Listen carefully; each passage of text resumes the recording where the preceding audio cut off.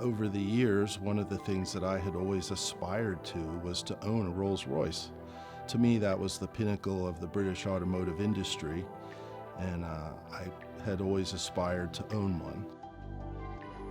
That is probably one of the most desirable, and if not, probably the most expensive car in the world.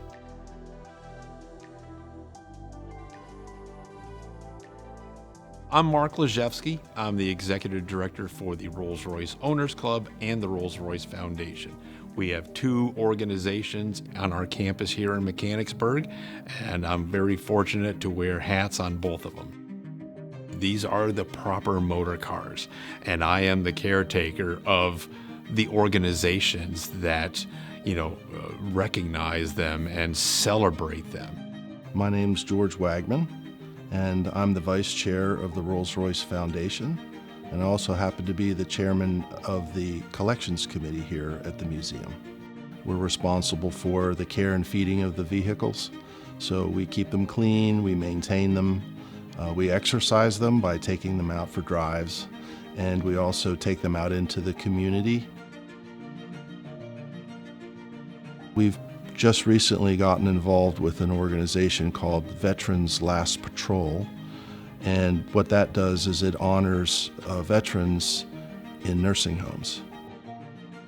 We go and visit them and spend some time with them, and we take our cars and we let them see the cars, sit in the cars, talk about the cars, and then we present a declaration to these veterans in thanks for their service to our country.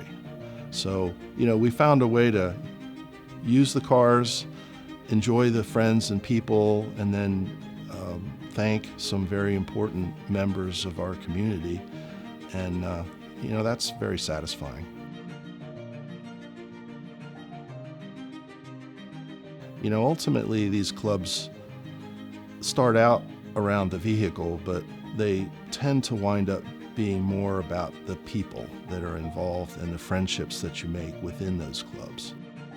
Having a one-on-one with other like-minded people that are obsessive about these, like I am. It's like that meme that you go to a party and nobody else knows about cars, and I'm sort of sitting there all by myself. So the relationships that I have with the people at the Rolls-Royce Owners Club and the Rolls-Royce Foundation is truly a gift. People come for the cars, stay for the people. Rolls-Royce has the mystique behind it that many other cars, save except for maybe Ferrari, have. There's been literally books written on Rolls-Royce lore because these cars were so unobtainable that there was a lot of urban legends written about them. So, and it's always fun to dispel those. In the early 1900s, you had cars that were electric. People don't realize that. You had cars that were steam, and then you had cars that gasoline. The gasoline-powered ones were still untested and were still in its infancy. Buying a new car wasn't necessarily a guarantee for something that worked perfectly. It would be nothing for you to buy a car, have it delivered to your area by railroad, and would break down before you even got it home. And you would tow it home with a horse, park it in the barn, and never touch it again. So Rolls-Royce was all about disproving that and really improving the entire industry. Rolls-Royce didn't necessarily represent advanced engineering. They weren't really inventing anything revolutionary, but what they were doing was creating durability, reliability, repeatability. They were introducing some high-quality engineering principles to the automotive world, especially in the earliest days when things were a little dodgy.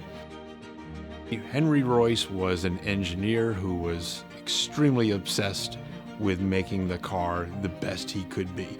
If a component took 6 bolts to attach it to a piece, they used 20.